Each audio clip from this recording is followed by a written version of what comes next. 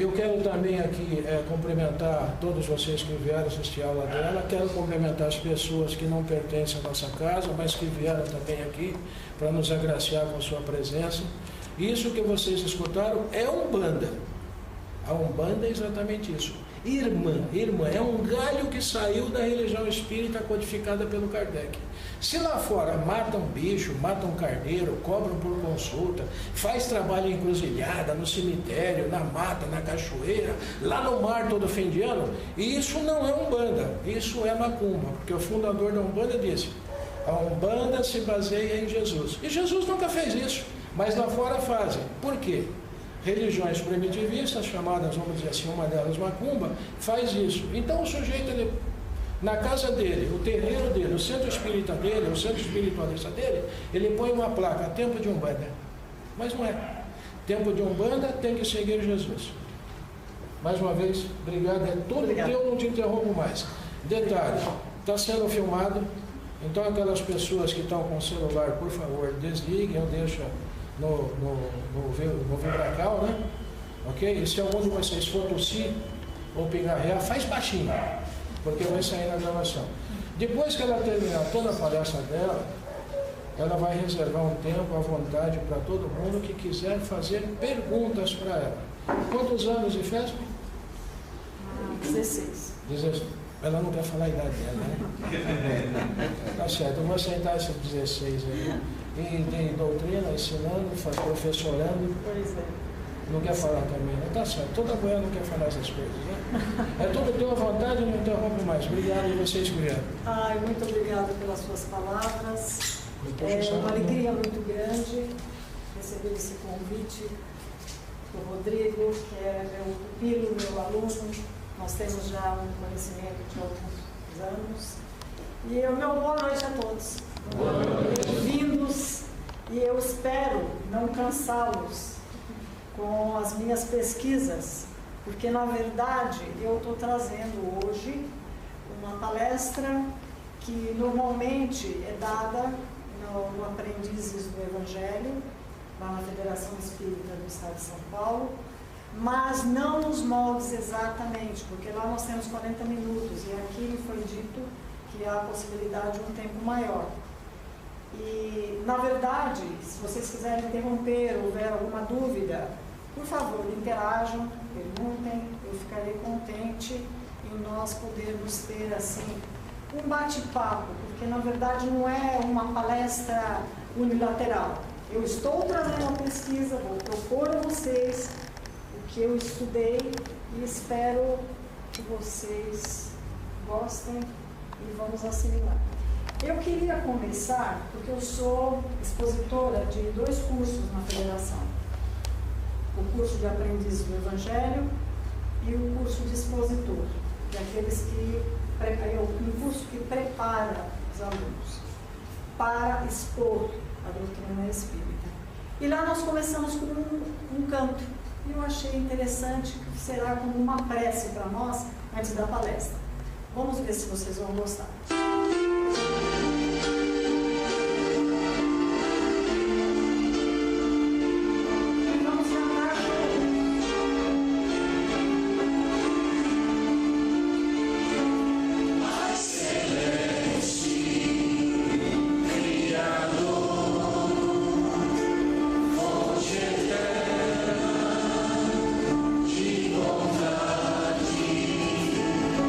Auxilia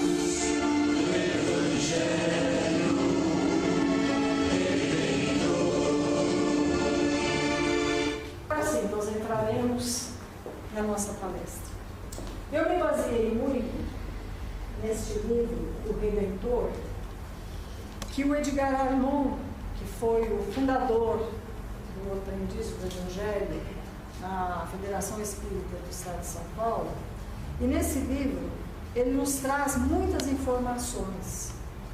Porque falar de Jesus, da forma como nós conhecemos desde o seu nascimento, a doutrina que nos foi passada através do que ele nos deixou como exemplo, é algo muito profundo. Mas antes de nós entrarmos realmente na vida de Jesus, nós precisamos compreender como foi que a espiritualidade preparou do mundo sideral a vinda deste demiurgo. Demiurgo é um mestre. Nós sabemos que Jesus é o governador planetário da Terra. Ele foi o fundador do nosso planeta e tem a incumbência de Deus de nos levar, a todos nós que estamos matriculados nesta escola, a uma ascensão espiritual. Todos nós sabemos que somos seres imortais.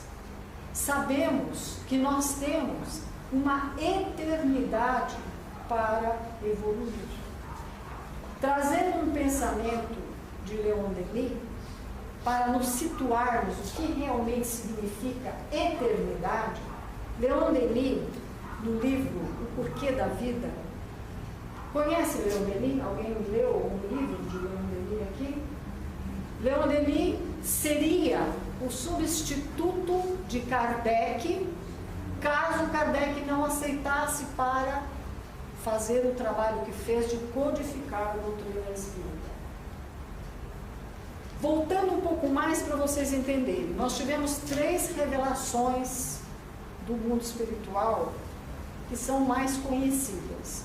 A primeira revelação nós temos através de Moisés, que traz os 10 mandamentos, que é a lei que precisava chegar para nos organizar e nos ensinar como viver na Terra.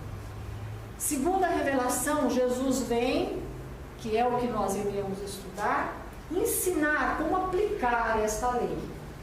E a terceira revelação, que foi a promessa que Jesus fez, quando ele estava para retornar ao mundo espiritual, depois de cumprir a sua passagem pela terra e cumprir a sua missão, que ele diz: eu mandarei um paráclito, quer dizer, um consolador, que virá e permanecerá convosco para sempre, até que nós consigamos ir para outros orbes. Então, o Consolador é a doutrina espírita. E tudo isso foi programado, foi preparado pelo plano espiritual. E Jesus prometeu que ele viria reencarnar na Terra quando ele trouxe espíritos de outros orbes, que somos nós, que ainda estamos por aqui, para crescer, evoluir, aprender espiritualmente. Então vejamos, nós começamos pela vida de Jesus. Eu gosto muito de arte, eu sou artista plástico também. Veja que lindo, esta tela que reflete o nascimento de Jesus, que é o começo, quando ele, já passando por tudo que nós iremos estudar, foi o Florentino Aguinaldo do Bronze, lá em 1535, mais ou menos em 1540, que pintou. É uma tela belíssima, que retrata o nascimento de Jesus. O nascimento de Jesus tem muitos dogmas para todos nós cristãos, porque todos nós somos cristãos. Não importa a seita, de onde é, qual o caminho que nós estamos percorrendo, porque o ponto de chegada é igual para todos nós. Não existe diferença. Somos todos irmãos, filhos de Deus, em busca deste crescimento espiritual. Então vejamos, todas as religiões que nós conhecemos na Terra, ela tem esse esquema. Tem um criador, um agente executor, um alento animador, e aqui não está dando para aparecer, que eu gostaria que vocês vissem, deixa eu virar um pouquinho aqui. Esse agente executor é o Pai e o Filho, significa Deus e o Filho. E o elemento animador é o Espírito, certo? Então é um esquema que é formado em todas as religiões. Aí, nós temos aqui uma trindade conhecida. Esta trindade, em muitos lugares, será que vocês vão conseguir ler? Que para mim, no caso, vocês estão lendo? Por exemplo, existe uma trindade de Osíris, de Ísis, de Horus, que é no Egito. Outra trindade, Ea, Estar, Tamuz, que são dos babilônios.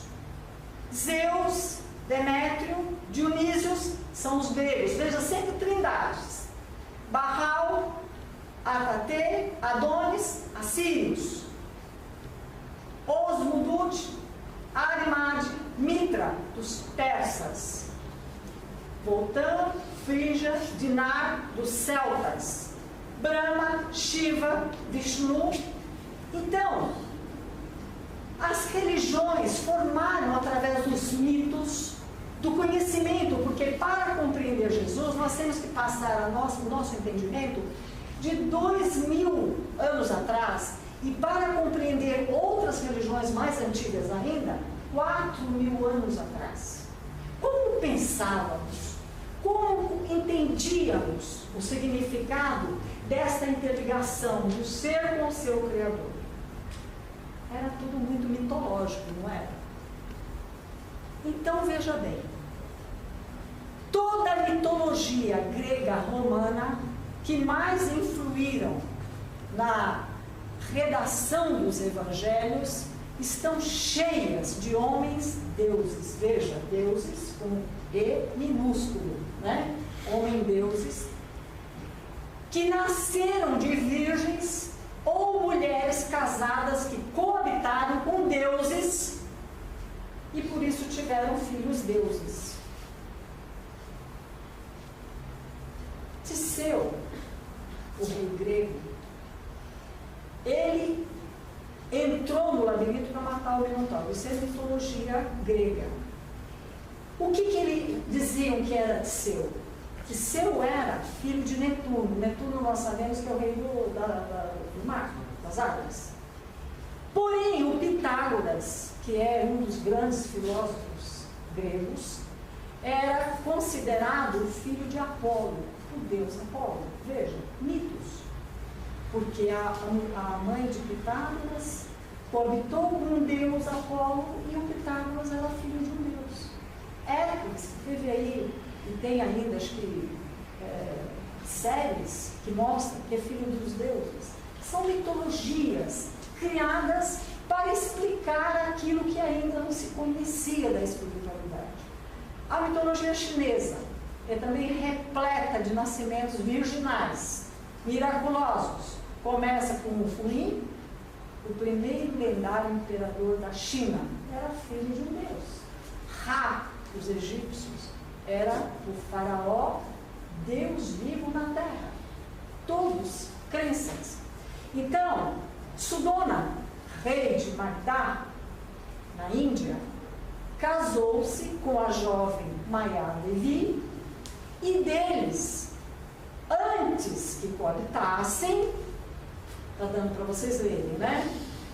Concebeu Buda, sob a influência celeste, mais um nascimento virginal.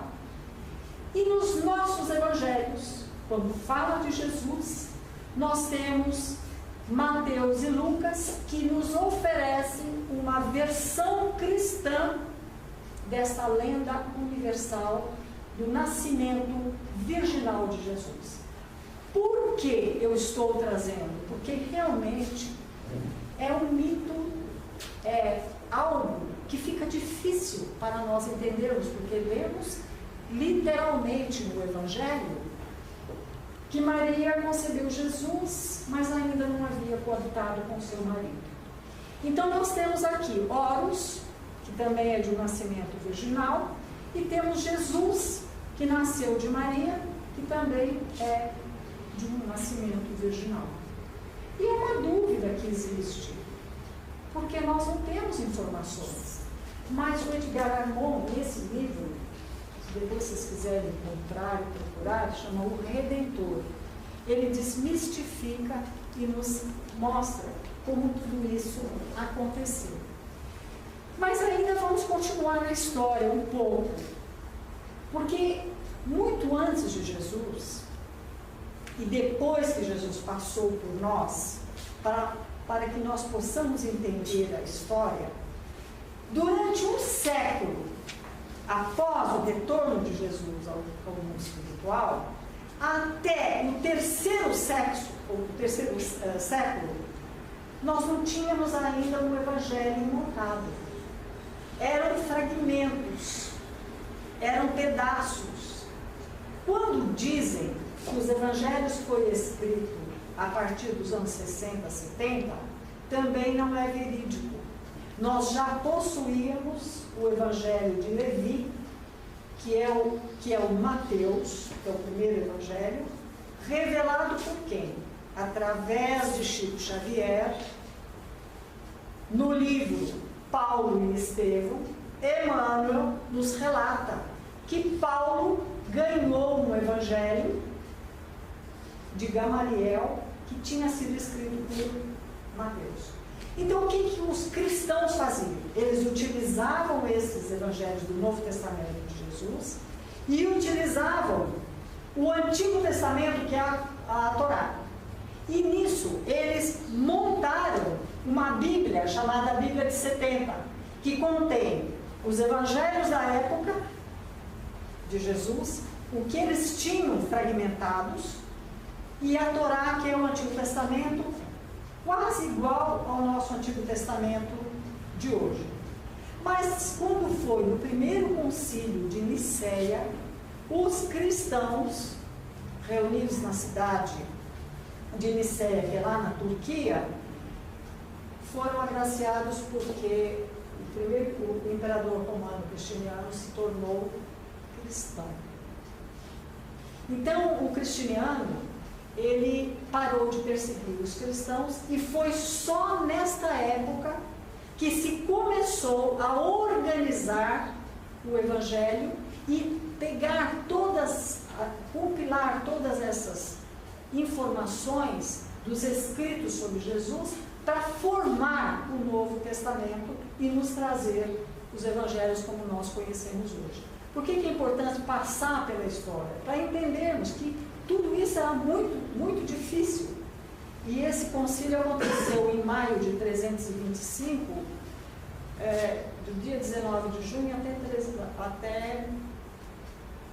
foi no dia 19 de junho, do dia 20 de maio até dia 19 de junho. Que não importa muito. E quem cuidou desse concílio, segundo concílio, foi Santo Agostinho. Já ouviram falar de Santo Agostinho? Que é um dos patriarcas da Igreja Católica. Só que Santo Agostinho vai auxiliar nesse concílio de 393. Que ali foi realmente 393, depois de Cristo, que se montou a Bíblia, se montou o Antigo Testamento com os textos canônicos. Cânon, que significa aqueles que foram escolhidos pelos estudiosos, os cristãos da época, né? E esse concílio aconteceu em Argélia, no outono de 393, na África. Só a partir daí é que nós vamos realmente ter um Novo Testamento acoplado com, mas mesmo assim fragmentado, não era dividido em versículos, era muito difícil de se ter as informações. E Santo Agostinho era um presbítero naquela época, que depois vai se tornar um santo da Igreja Católica. Mas nós vamos encontrar nas eras entre 1940 e 1950, mais precisamente em 1947, manuscritos do Mar Morto. Aqui não está aparecendo. Deixa eu ver aqui. E esses manuscritos são livros que vieram, parte dos livros apócrifos, as regras da própria seita dos essênios, e eles estão guardados hoje no Museu de Israel em Jerusalém. Então, esses documentos são documentos que elucidam, nos ajudam a entender como é que foi a passagem de Jesus pela Terra. E eles foram encontrados aqui, nessas montanhas de Quirã, mais ou menos aqui, onde viviam os essênios, e essa época aqui, antes de Cristo, esses essênios viveram até 70 depois de Cristo. Mas os manuscritos foram encontrados em 1947. E aí nós vamos ter finalmente os livros compilados. A nossa Bíblia, com 46 livros do Antigo Testamento e 27 livros do Novo Testamento. E a Torá dos judeus tem 39. Por quê? No nosso Antigo Testamento tem 46, porque nós temos mais esses livros, que é o Tobias, Judite, Macabeus 1 e 2, né? Baruque, Sabedoria e Eclesiásticos, que os judeus não aceitavam. Colocando isso tudo, nós preparamos a nossa base para que o nosso avião decole, para falarmos de Jesus. Então, surgem as profecias.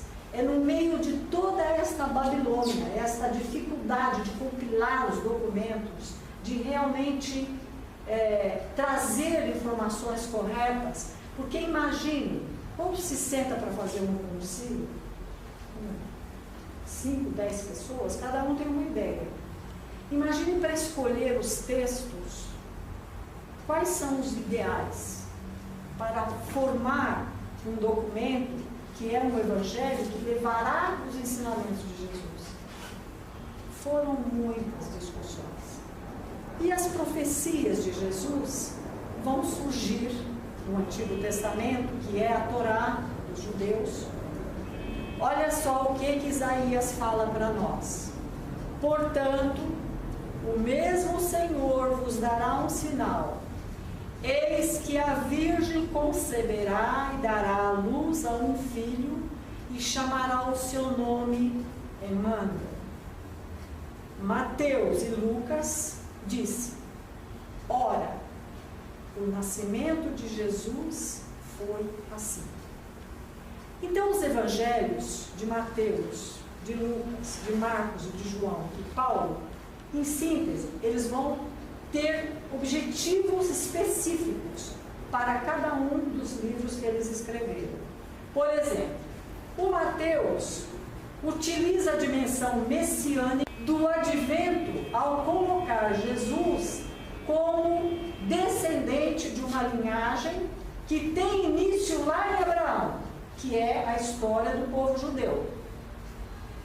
E Abraão, nós sabemos que foi o primeiro patriarca. Então, o objetivo de Mateus é escrever para os judeus. Dizer, olha, ele é o Messias mesmo. Então, ele tem esse objetivo. Lucas, sendo o médico, o intelectual do grupo, escreve que o anjo Gabriel assegura a Maria que o filho que virá, né, estará destinado ao trono de Davi, sobre o qual ele reinará para sempre. O que dá para entender desse evangelho de Lucas? Que vai vir um rei que vai defender coisas materiais, um rei que vai substituir e vai ter o trono do Davi. Então esperavam um Messias espiritual? Não, eles esperavam um guerreiro, certo? Marcos e João, que têm os evangelhos mais espiritualizados, introduzem a figura de Jesus através das profecias de João Batista. Porque João foi profetizado no Antigo Testamento, na Torá, que viria um precursor. E quando João chega e ele começa a pregar e falar, arrependei-vos, chamar a atenção das pessoas, nós sabemos, ele vem para preparar para Jesus chegar depois. Ele é confundido, pensam que ele é o Messias no começo. Já Paulo, depois que Jesus volta ao mundo espiritual, reforça a linhagem que parte de Abraão e consuma-se em Jesus. Então Paulo deixa assim, dentro dos escritos, das cartas, do Ato dos Apóstolos, que realmente Jesus tem a descendência desde Abraão e que esta descendência de Abraão termina em Jesus. Percebe? Então existe por trás de tudo que nós lemos e estudamos uma pedagogia de tendências de cada um daqueles que escreveu e relatou. Porque sabemos que Jesus escreveu alguma coisa? Jesus não escreveu nada. Nós temos os relatos que foram feitos daquilo que ele viveu, não é verdade?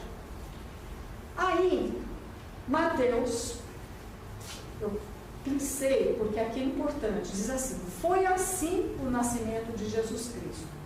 Maria, sua mãe, estava prometida em casamento a José, mas antes que se unisse, achou-se grávida pelo Espírito Santo. Olha, nascimento virginal.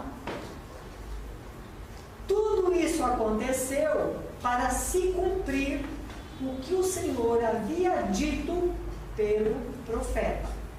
Então Mateus afirma que o nascimento de Jesus foi uma concepção antes do casamento. Então é uma concepção miraculosa. É um milagre, né? Se isso de fato tivesse acontecido, Jesus, como sempre falou, ele não veio para derrogar nenhuma lei. Ele veio para cumpri-las. Certo? Então vamos continuar.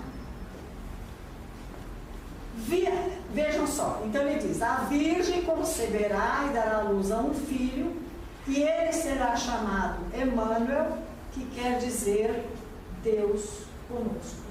Está lá em Mateus. Vocês podem abrir o Evangelho e lerão isso. O que Marcos fala?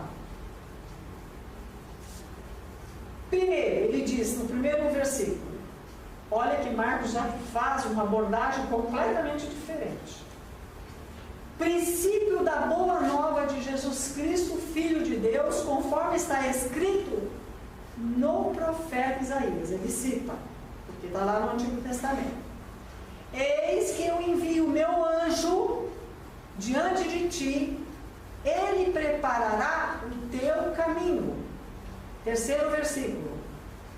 Uma voz clama no deserto, traçai o caminho do Senhor, aplanai as suas veredas. Malaquias que fala isso, e Isaías.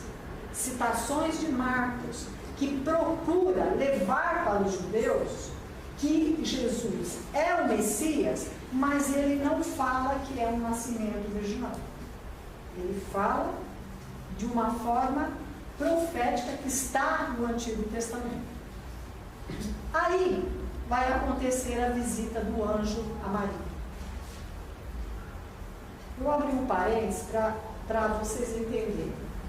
Maria perde os pais, ela fica órfã, menina ainda, com 13 para 14 anos. Como ela era da linhagem, da descendência de Davi, ela tinha o privilégio de ser colocada no templo de Israel para trabalhar e estudar nas escolas do templo, como mulher totalmente separada dos homens, e servir aqueles necessitados e doentes, as pessoas que podiam frequentar o templo. E essas moças, quando elas eram recolhidas ao templo, elas ficavam também à espera de pedidos de casamento, que eram sempre arrumados de acordo com os rabinos e com os doutores da lei, com os fariseus. As comunidades conversavam, e como eram moças muito educadas, muito espiritualizadas, e de linhagem de famílias que vinha com toda essa orientação, Maria estava ali, mas ninguém sabia se um dia ela seria pedida em casamento. E elas eram colocadas tipo numa fila, era um sorteio. E era justamente a vez de Maria para ser escolhida aquele primeiro que aparecesse. José fica viúvo, com 5 filhos. A esposa dele morre muito cedo. E ele vai ao templo pedir que arrumasse uma esposa para ele. E quem era a esposa escolhida? Maria. Acontece que antes do José chegar para fazer esse convite e propor o casamento com a bênção do rabinato, Maria vai ter essa visão do anjo, que vai dizer assim: alegra-te, né? Ela diz: alegra-te, cheia de graça, o Senhor está contigo. Então Maria perturbou-se com estas palavras e começou a pensar: qual seria o significado destas palavras? Então o anjo disse: não tenhas medo, Maria, encontrastes graça junto de Deus, conceberás e darás à luz a um filho, e lhe porá o nome de Jesus. Ele será grande, será chamado Filho do Altíssimo, e o Senhor Deus lhe dará o trono de Davi, seu pai. Ele reinará para sempre sobre a descendência de Jacó, e o seu reino não terá fim. E ela sonha com este anjo, e logo em seguida, não passa muitos dias, ela recebe esta proposta de casamento de José, sendo um homem que tem 5 filhos, e ela sendo tão jovem. Maria fica preocupada. Como será? Porque ela fala para o anjo: como será que isso vai acontecer? Porque eu não conheço homem nenhum. Mas ela estava sendo preparada para ser a mãe de Jesus. Percebe? Isso a espiritualidade nos revela através desse livro Redentor. E José, que fez o pedido, que tem a proposta, que ainda não casou, começa a sentir. Ele leva Maria para a família, mas ainda não coabitaram, ainda não estão juntos. Ele começa a sentir a Maria triste, porque a Maria começa a ter visões que ela vai sofrer muito, que este filho que ela terá será um filho que irá trazer dores e sofrimentos para ela. Então ela, como criança, como jovem ainda, ela se entristece, e José começa a duvidar. Ele pensa: será que vai ser bom mesmo casar com ela? Será que eu estou fazendo a coisa certa? Aí José vai sonhar, e o anjo vai conversar com ele e vai dizer, nesse sonho, que ele deveria sim casar com Maria. José, em sonho, a um anjo, e ele revelou a vontade de Deus, que ele deveria realmente aceitar Maria como a sua esposa. E Maria recebera a missão de conceber o Messias, porque a encarnação de Jesus estava programada há milênios. E Maria e José foram os 2 espíritos encarnados na Terra, preparados para serem os guardiões e a educadora de Jesus. Então, quando se fala que a concepção de Jesus foi uma concepção virginal, não é mentira, é verdade. Por quê? Para os judeus, virgem é aquele que é puro de sentimentos e de coração e de espiritualidade, e que acredita no único Deus. Este é um virgem, um homem ou uma mulher, é um virgem. E isso nós encontramos, essa colocação que eu coloquei aqui, em Mateus. Então, Maria fala para o anjo, quando ela tem a visão: eis-me aqui a escrava do Senhor, faça-se em mim segundo a sua palavra. O anjo se apartou dela. Lucas nos relata. Então, esse virgem, em termo hebraico, significa Halmá, donzela. É uma donzela, é uma jovem. E tem outras colocações de outros evangelhos que falam que é uma moça, uma jovem. E virgem tem a conotação também dessa pureza do Espírito.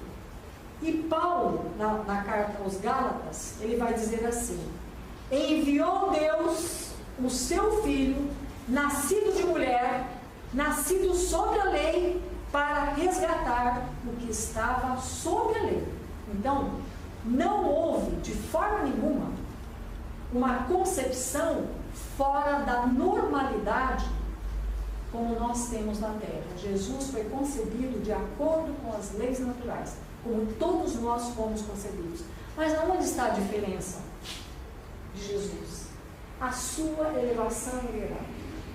É claro que Jesus, ao formar o perispírito deles, todo mundo sabe que nós temos vários corpos, e nós temos um perispírito que é o nosso corpo espiritual, onde o nosso material reveste.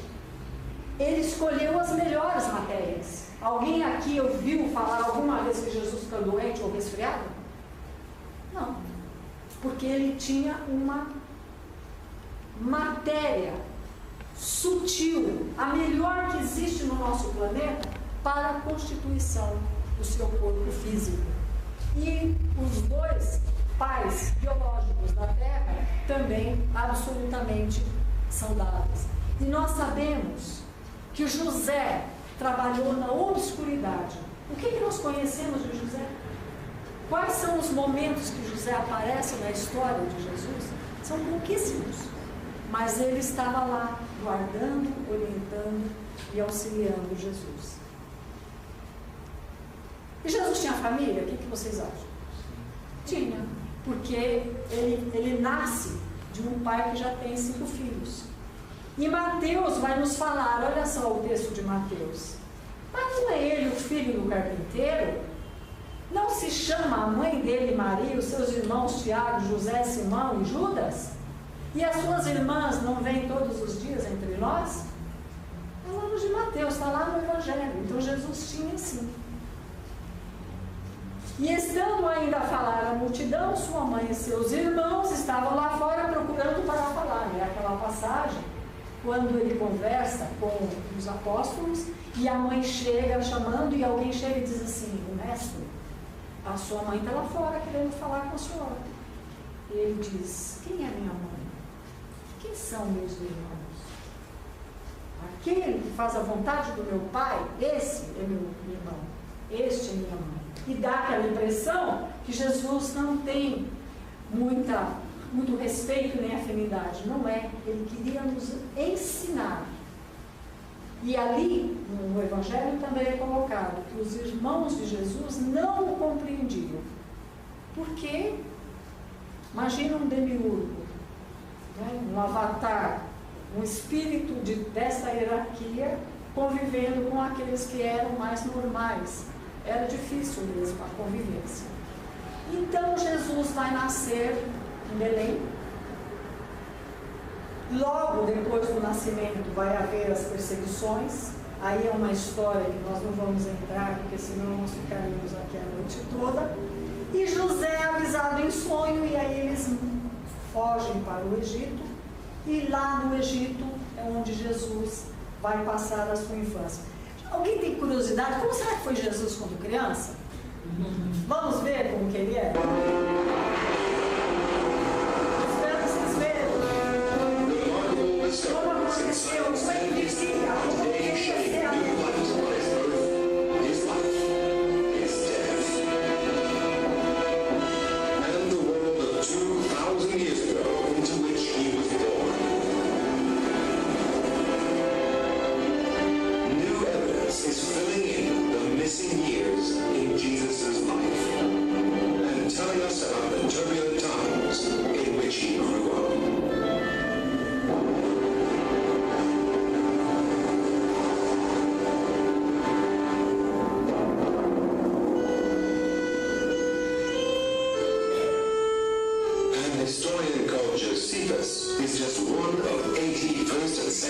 Sources confirming that Jesus existed.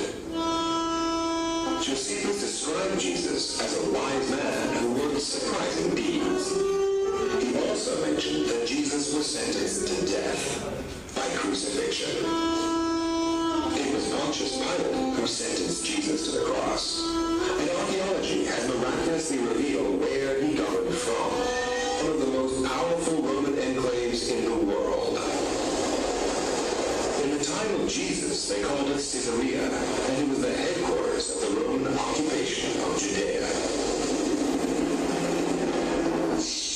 Proof of their awesome presence remains.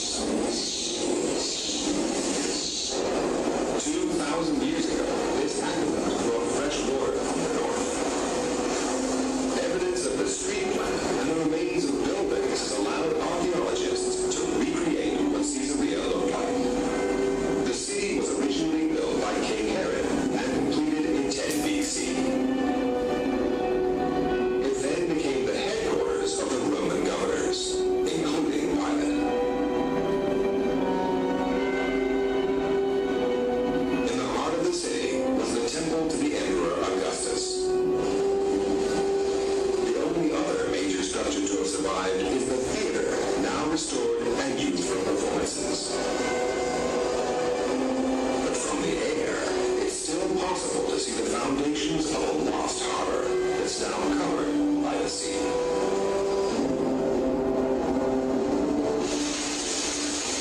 From his strategic point, Pilate ruled first-century Judea, now part of Israel, with an iron rod.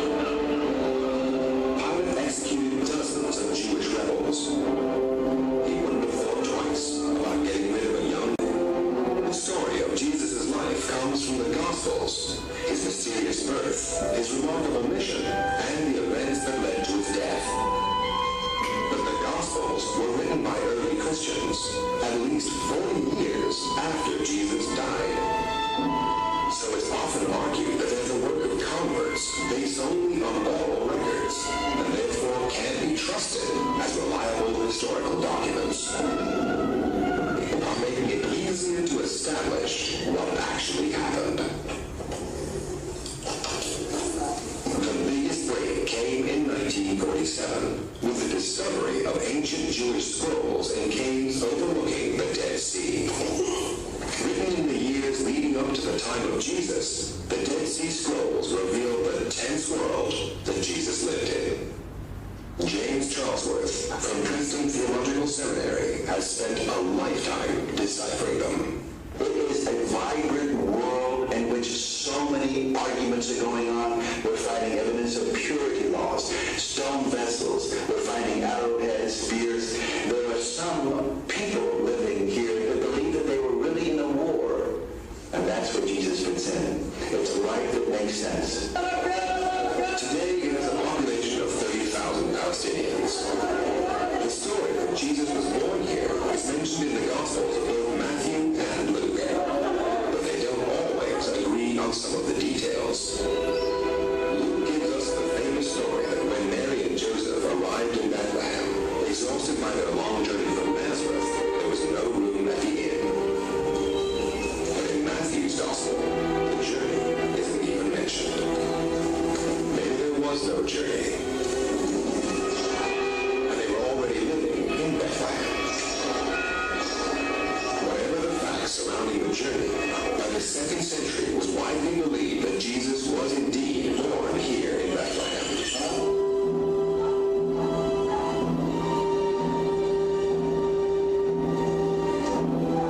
This is Yatta, a small Palestinian town just 30 miles from Bethlehem. In the center is an old, abandoned village. Archaeologist Joe Zinus has established that the houses here have much in common with their ancient ancestors. They maintain the styles of houses going back to the 1st century AD. And what's remarkable is that many of these houses have stones going back to the 1st century. And what we see down here is a typical courtyard, typical of the 1st century, with rooms radiating out, courtyard shared by one family or sometimes even by several families.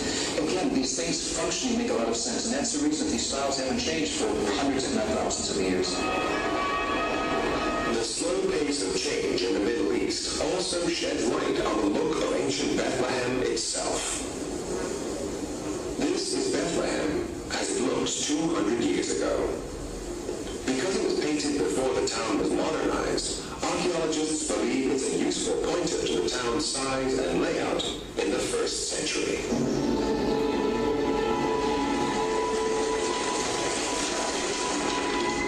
Together with the archaeological data from Yatta, it's possible to recreate what Bethlehem would have looked like at the time of Jesus. Villages were built on hilltops to give a sense of security. Rooftops were used as living space during a mild weather. Most villages only had a few hundred people, but a town like Bethlehem would have been home to about 1,000.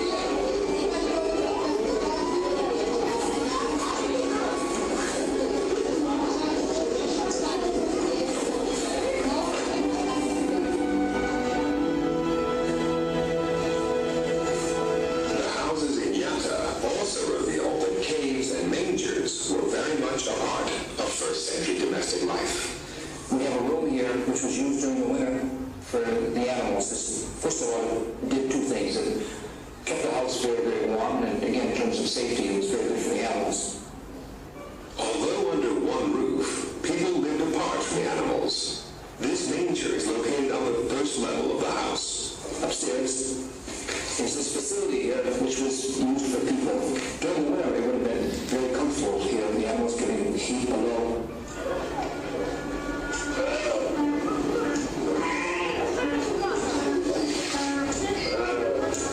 So, would babies born 2,000 years ago have shared house space with the animals? Remarkably, the evidence can still be found in Palestine. Only 15 miles from Bethlehem, in a Sakuni Valley, is this settlement.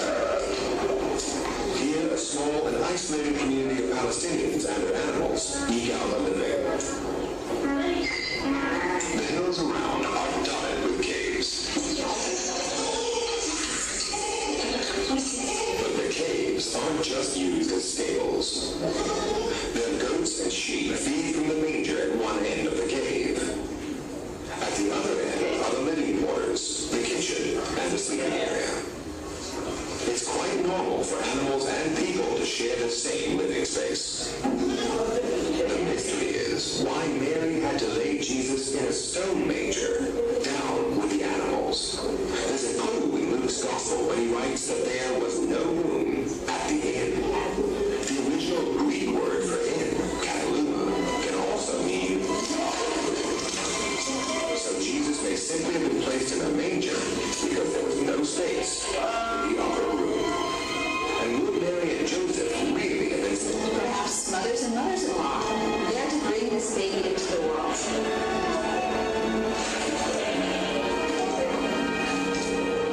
It's said that the birth of Jesus was heralded by a bright star that shone over Bethlehem.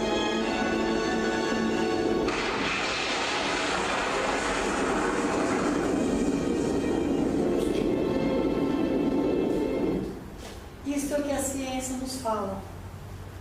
Né? Então, veja bem, ele coloca aqui Cataluma. Cataluma significa andar de cima, e é pensão. Então, quando nós lemos do Evangelho, que Jesus realmente esteve, ele nasceu e foi dentro de uma gruta dessas, porque não havia, era a habitação da época.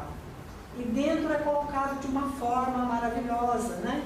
E aqui eu coloquei as fotos que são as verdadeiras. Aqui é a gruta onde Jesus realmente é, lá em Jerusalém, onde foi feita a igreja na Natividade, e como é hoje o altar, essa gruta é toda assim, as pessoas visitam, onde Jesus nasceu, lá em Belém. Então a infância de Jesus foi com o pai na carpintaria, ele trouxe todo um conhecimento, ele vem para a terra e vai ficar 30 anos ouvindo em silêncio, aprendendo não, mas observando qual seria o melhor método para trazer os grandes ensinamentos que ele vinha trazer. Como ele era como criança, quer ver? Olha ele aí, pequenininho, 6 anos, brincando.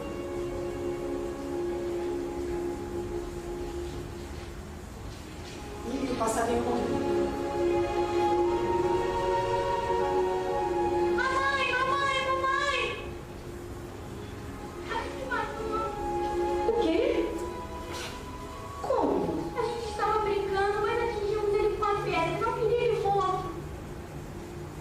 Meu querido filho, a noite chegou para todos.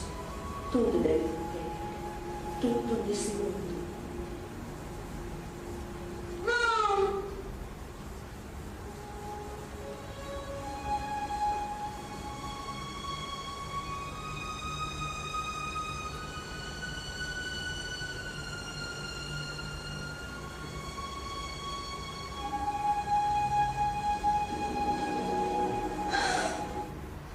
Será que aconteceu isso?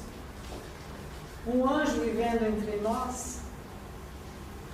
Com essa mãe educadora? Então Kardec fala de Maria como a Imaculada, mas não sob o ponto de vista físico, mas Imaculada sob o ponto de vista espiritual. Maria é um espírito puro, virginal no sentido da pureza espiritual. Maria, educadora de Jesus, escolhida no plano espiritual para ser a mãe deste anjo, deste demiurgo, deste avatar que veio nos trazer o ensinamento, a lei e nos ensinar, mas viver realmente como homens. Lucas nos fala que, terminando de fazer tudo conforme a lei do Senhor, voltaram a Galiléia para Nazaré, que era a sua cidade. E o menino crescia, tornava-se robusto, enchia-se de sabedoria e a graça de Deus estava com ele. Isso quando eles retornam do Egito, que voltam então para Nazaré, onde ele vai continuar crescendo. Porque enquanto Herodes estava perseguindo e vivia, Jesus não podia voltar, ele corria perigo de vida. Existem alguns ensinamentos apócrifos que falam que ainda muitos emissários perseguiram. Tem a história dos 3 Reis Magos, mas não vou colocar, porque senão ficaria muito longa a nossa passagem. E aos 12 anos? É outro momento que nós conhecemos de Jesus, que é relatado nos Evangelhos. E aí, aos 12 anos, vamos ver o que acontece. Esse filhinho está quebrado. Páscoa em Jerusalém. E a família vai comemorar. Aqui ele está junto com João Batista. Não estou mais no Nazaré. Essa é a nossa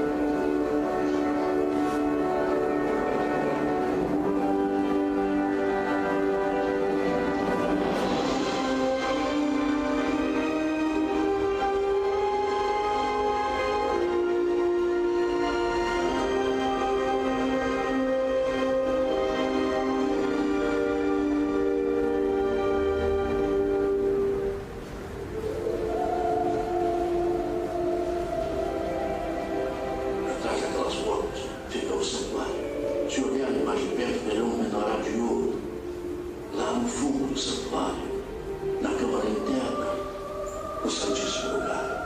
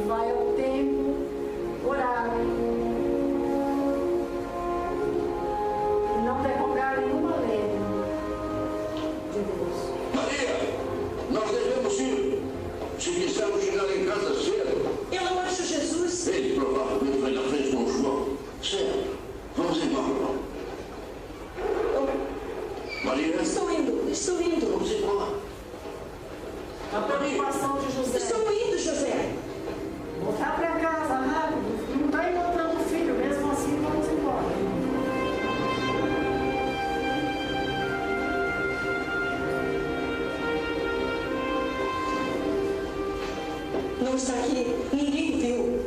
João. Está dormindo. Ninguém viu Jesus desde Jerusalém. Você disse que ele estava com eles. Sim. Pensei que estivesse. Mas não está. Olha para aqui. Vou começar pelas ruas. Se eu encontrar, espere aqui. Sim? Sim. Jesus! Jesus!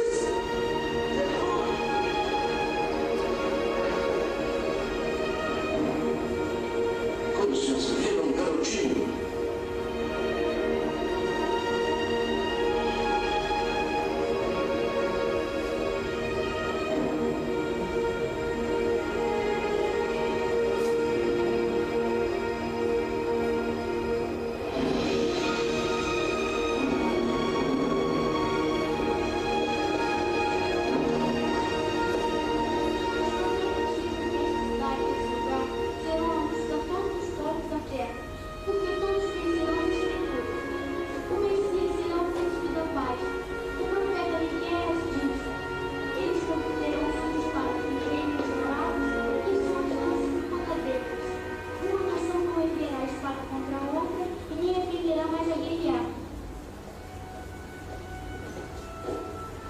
Sua mãe e eu estávamos procurando por você há 3 dias. 3 dias! Filho, por que me estraga assim? Por que estava me procurando? Não sabia que eu estava na casa do meu pai?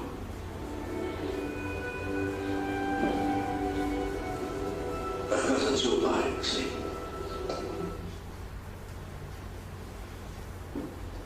Então Jesus, dos 12 aos 30 anos.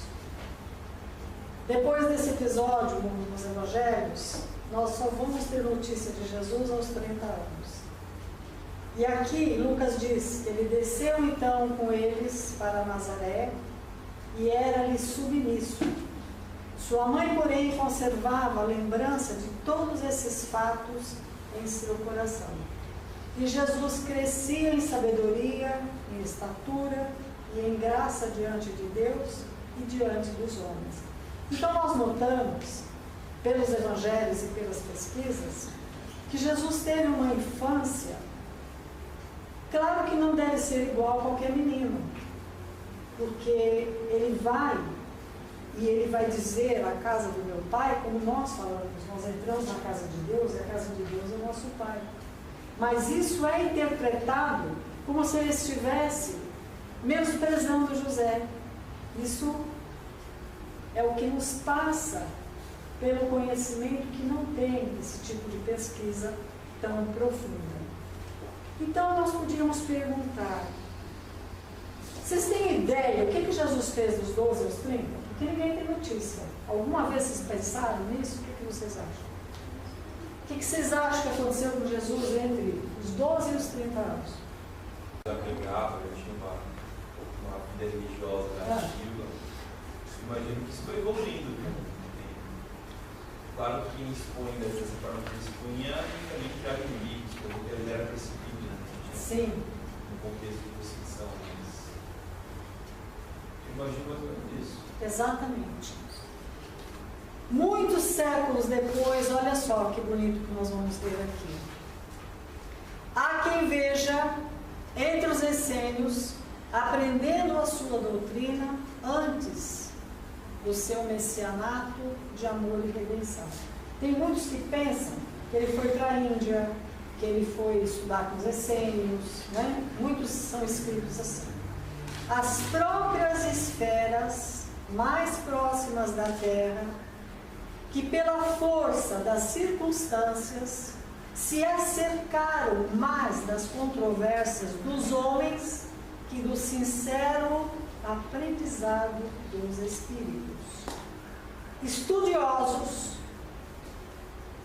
dizem que o mestre, porém, não obstante a elevada cultura das escolas dos essênios, não necessitou da sua contribuição.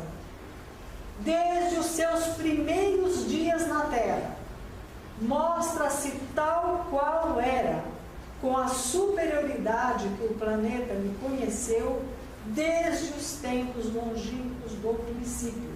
Então Jesus vem completamente preparado, e aqui nós estamos, é Emmanuel que fala isso, no livro A Caminho da Luz, que é um livro lindo, maravilhoso, que conta a história da humanidade. Então Chico Xavier psicografa esse trecho, que é belíssimo quando nós lemos. E na verdade, Jesus, dos 12 até os 30 anos, ele trabalhou na carpintaria com o pai. Ele não precisou ir para nenhuma escola. Ele fez o trabalho braçal. Ele trabalhou como um homem normal, ouviu e, evidentemente, ele fez as viagens astrais. Mas como ele fazia essas viagens? Em desdobramento. Porque cada vez que ele tinha um tempo, ele ia para aquelas montanhas, sentava, e ali com certeza entrava em contato com esse mundo espiritual, com o mundo sideral, com as galáxias. Ele ia em espírito, viajando por essas galáxias, para encontrar no meio dos homens o método correto para passar a lei de Deus.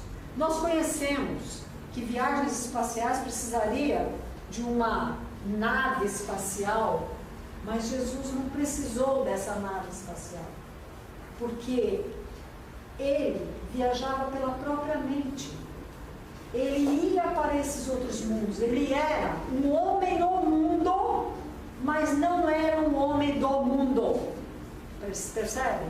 Então ele esteve entre nós, mas ele trazia toda essa energia cósmica, esse Deus cósmico que ele vem nos revelar e que depois é consolidado através da doutrina espírita. E vamos ver aqui quando começa realmente a missão de Deus. Eu batizo com a água do arrependimento. É nesse momento que ele começa a missão.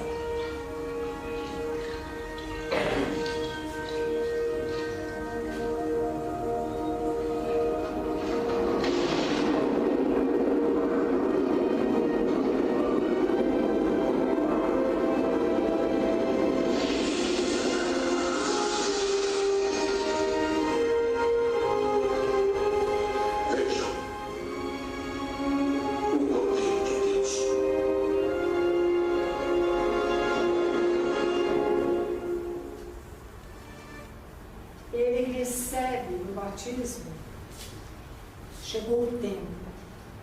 Ele se prepara há 30 anos para uma missão de 3. Aqui ele se retira para o deserto. Está lá nos evangelhos. Por quê? Porque ele precisava, a partir daquele instante que ele recebe essa energia cósmica, desse batismo que ele pede a João para batizá-lo, e quando ele pede, João diz: mas Senhor, a mim, que não sou digno de desatar as suas sandálias, me pede para te batizar. Você devia me batizar. Jesus simplesmente fala para João: João, deixa isso para lá agora, não é o momento. Me batiza e acabou. Por quê?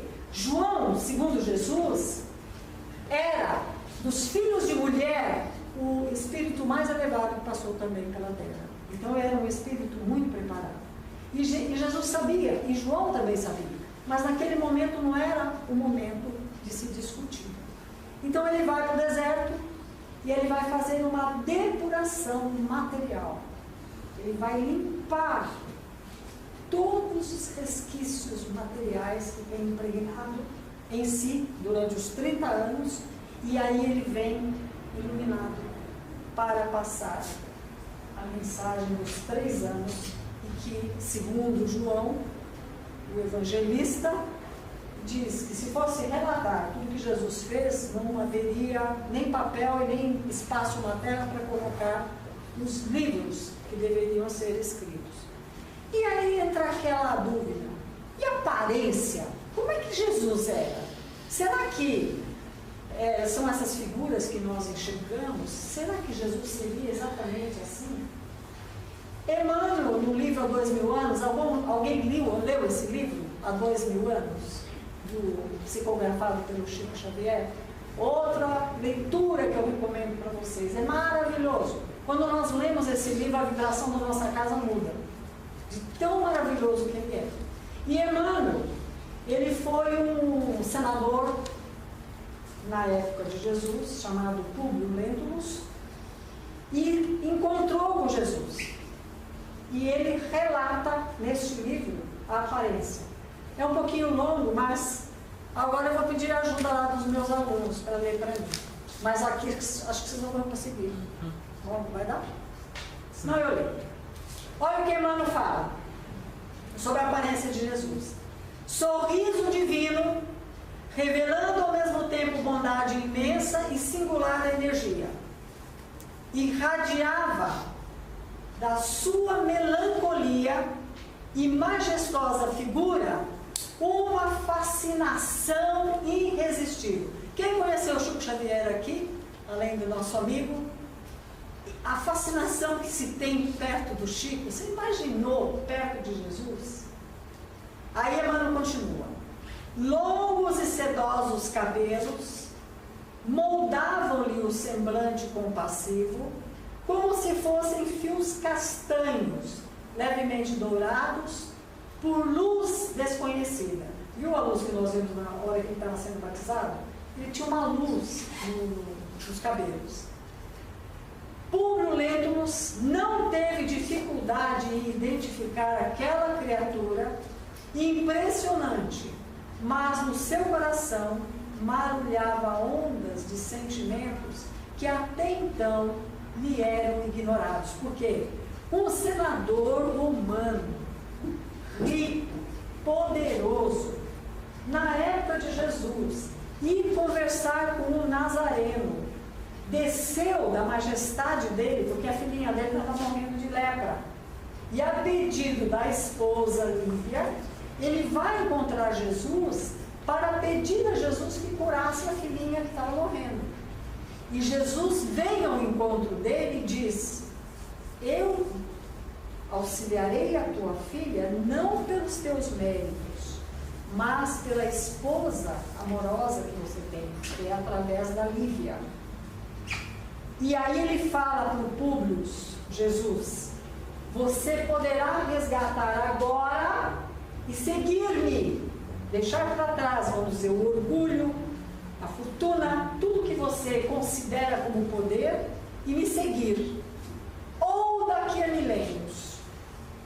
Públio escolheu milênios, porque até hoje ele ainda não conseguiu encontrar com a Lívia, pelo que sabemos. E ele está reencarnado novamente e no Brasil, e já está com 15 anos de idade, entre 14 e 15 anos de idade. Então, esses relatos nós pegamos nesse livro há 2000 anos.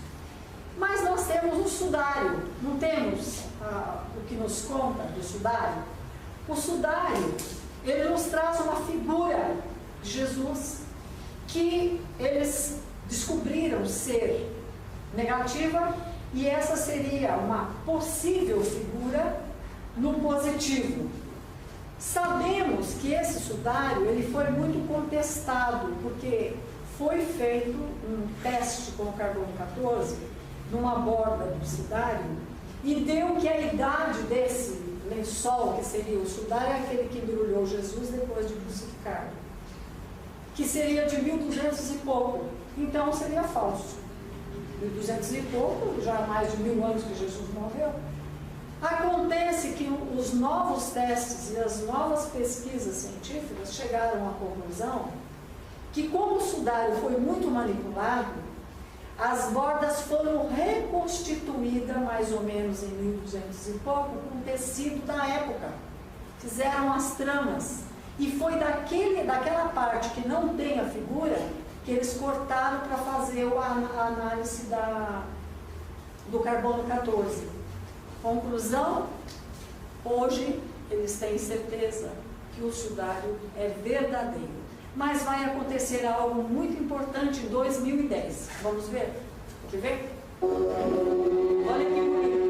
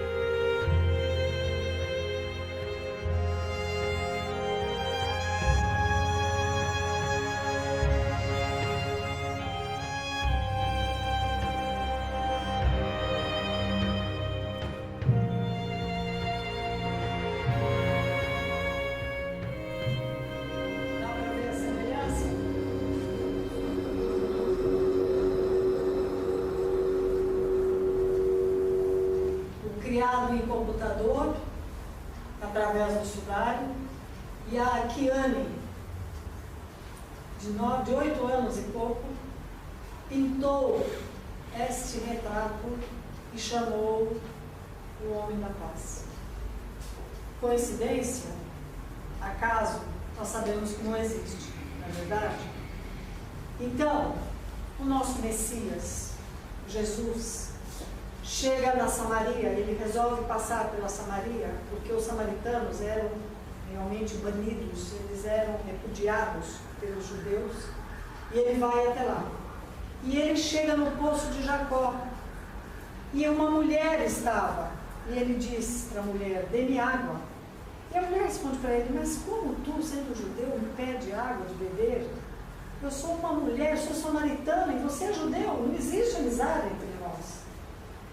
Então Jesus diz para ela, se você conhecesse o dom de Deus, e se você soubesse quem é que está te pedindo água, dai-me de beber, tu é que me pedirias, e eu te daria uma água viva, que jamais você teria sede. Então os evangelhos dizem que a mulher, Senhor, então me dá, eu quero esta água. E Jesus conversa com esta mulher, e ela diz, eu vou chamar o meu marido. Enfim, ela se revela que ela não é uma pessoa que tem uma vida pura, porque ela teve 5 maridos, e Jesus fala, é mesmo, 5 maridos você teve. E aí é colocado dentro do Evangelho a parte do adultério, a parte da virgindade, da prostituição. E aqui nesse gráfico eu coloquei porque nós temos, desde Oséias, lá no capítulo 2, para nós entendermos como que se fala, o que significa virgem. Por exemplo, a cidade de Jerusalém era considerada uma virgem, porque era uma cidade de um Deus único, e reverenciava esse Deus único e jamais tinha se corrompido. Já a cidade de Samaria, onde Jesus encontra aquela mulher, era uma cidade considerada prostituta, porque era uma cidade politeísta, muitos deuses. E através das profecias, 5 maridos eram 5 povos, 5 religiões, 5 formas diferentes de acreditar em Deus. E amar a uma virgem é iluminar-se. É que vocês não estão vendo aqui completo lá. Deixa eu virar aqui um pouquinho. Ó, amar uma virgem é iluminar o espírito. Então, vir para o entendimento da época não é como nós hoje. Não se fala do ímã de uma mulher, fala da pureza espiritual. E tem outro momento, és tu, João Batista manda perguntar, um dos seus discípulos chega para Jesus, és tu mesmo aquele que há de vir? Ou nós devemos esperar outro? E Jesus responde, vai lá e conta para o João que vocês estão vendo o que vocês estão ouvindo. Vocês estão vendo o que estão ouvindo. Os cegos se recuperam as vistas, os coxos andam, os leprosos são purificados, e os surdos ouvem. Os mortos ressuscitam e os pobres são evangelizados. Então a resposta aqui, Jesus confirma que ele é o Messias, que veio para trazer um novo paradigma à humanidade. Kardec separa o ensino moral de Jesus e escreve o livro Evangelho segundo o Espiritismo. Nos oferece a concepção do cristianismo revivido. Através da doutrina espírita, nós revivemos o cristianismo como era naquela época. Jesus não aparece aqui como fundador de uma religião ou um semideus. Ele não é. Ele é um anjo que viveu entre nós. Mas como um ser na existência e o homem no mundo, e não do mundo, como eu já falei. Então, a doutrina nos faz entender que Jesus vem como esse homem no mundo, mas não é realmente um homem no mundo, porque ele é um anjo, ele veio viver entre nós para nos ensinar. E Kardec também diz que um homem que traz consigo a mais perfeita ideia de Deus, o espírito mais elevado que já pisou na terra, para transferir aos homens a lei do amor. Este é Jesus.